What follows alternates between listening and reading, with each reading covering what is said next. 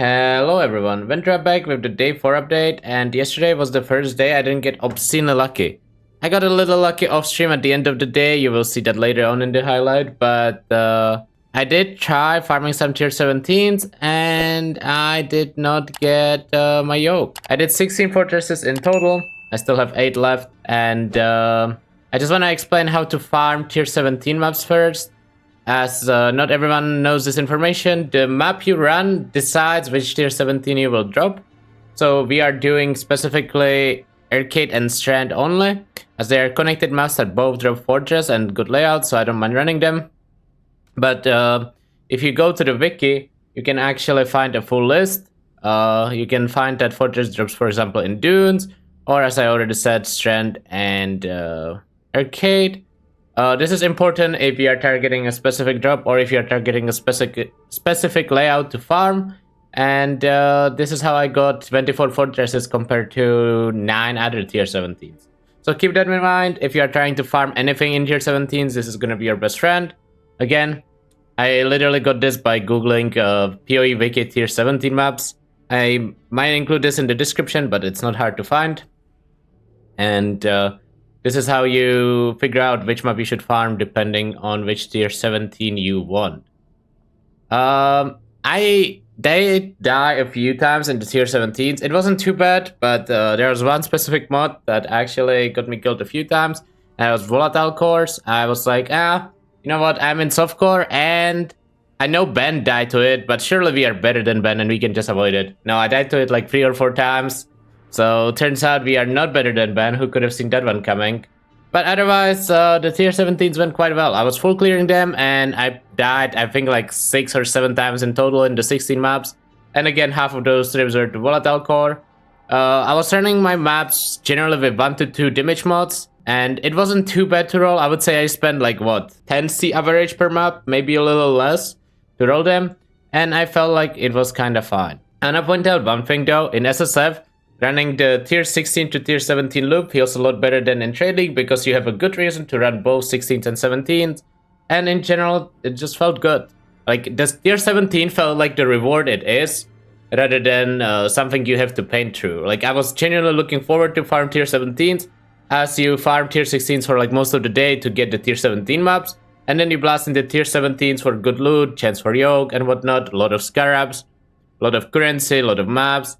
It just felt good. The gameplay loop in SSF right now feels really good. I got a lot of all flames from it. I've been using some all flames. I also got certain certain corpses, like this influence corpse that I'm saving for later. But it was pretty good, pretty successful day, except no yoke. I mean, I hope I can get it today or tomorrow. I will still hard farm fortresses all the way until I get yoke. And after that, I might start doing other tier 17s. Until then, nope. We just stay in Fortress. My Atlas Wood Fortress was the same as I was farming corpses with. So I was getting like 20 corpses per map sometimes. Ignored it with Maven. I just picked Maven because I was doing some shenanigans with unique map scarab. This was either influence when I was running the maps or Exarch influence, depending on which one you prefer. But otherwise, this was the exact Atlas. I think it was this, which we are farming the tier 17s with. And it worked really well. I didn't need any external power from Nico or Hag or anything. Just felt like I didn't need it, so I focused on just getting a lot out of my maps. Generally, try to use domination on your map device or ambush. Either of them is really good, as it just scales well with Necropolis. And it helps you spawn more corpses, and you should use similar scarabs as well. One thing you shouldn't underestimate either in SSF, especially on first start, is just using reliquary scarabs in the tier 17s. You get a lot of uniques, it's definitely worth it. And I used a lot of reliquary, a lot of cartography, a lot of ambush, a lot of domination scarabs. Obviously you cannot have the same setup for every map because you are limited on the scarabs, but with tier 17s give a lot of scarab back. And you know, you don't sustain them, but you can run decent scarabs every single map. Another thing I want to show is the unique collection that we're gonna start focusing on a lot more from now on. This is my current status. The rarest items I got is Shade of Solaris, Sin's Rebirth, Light of Lunaris, Abara's Hoof, Sidebreaker. Nothing too special. A bunch of tier 1s though. We are 6 out of 16, which is not bad for this for this time in the league, like day 4. It seems a lot better than previous leagues in terms of unique drop rate. And knowing how good tier 17s are at dropping tier 0s, I'm pretty hopeful. But otherwise, there's not much else to talk about yet. But I just wanted to highlight this because this is what we're gonna be starting to focus more and more in the next highlights, as I'm actually gonna try to get more and more uniques. Right now, it's pretty bare bones. I have 4 out of 5 Necropolis, only missing the Pair on this jewel. So this one is really 3 this league. But in general, I will be trying to get to like 700-800 within the next week. And after that, it will slow down quite a lot. But that's it for this video. Enjoy the highlights and I will see you guys tomorrow. Have a good one, everyone. Bye. See, every account is flagged. Either you have a good free dragon seed or good yolk seed. Wait. That's funny. There's another pile of a unique that actually did have free dragons. Oh no! Wait! I will not actually get my yolk now! Oh no!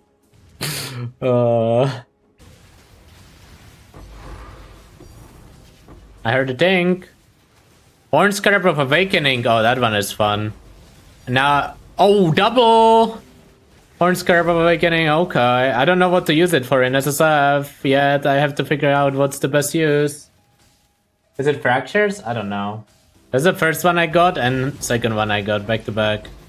I mean, tier 17s on hardcore are gonna be difficult no matter the character unless you have Defiance of Destiny equipped. And even with Defiance of Destiny it might be bad. But this build does pretty well in them. I mean, I've died a few times, right, running these tier 17s, but not a lot.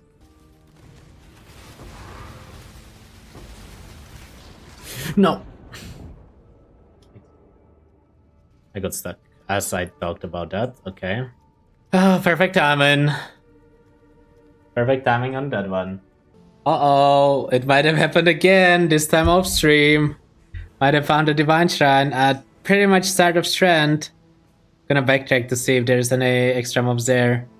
I figured I might as well record this because tomorrow is gonna be like, where did he get those divines? I mean, is he RMTing again? What is going on? Here we are again, man. This is like the 4th Divine Shrine I got to see, but the previous ones were in Trade League.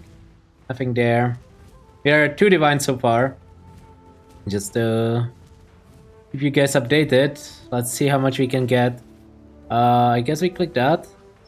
Give me more. Oh, 3, 4, 5.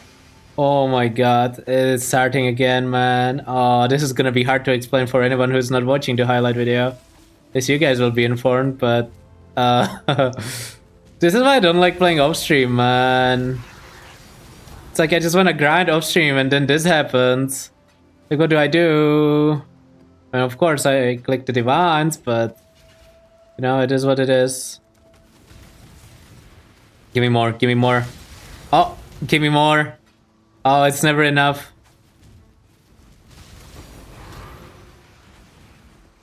How much are we at now? 12! Oh my god, that's crazy. I mean, it wasn't at the start of the map. I thought there was more of the map left, honestly.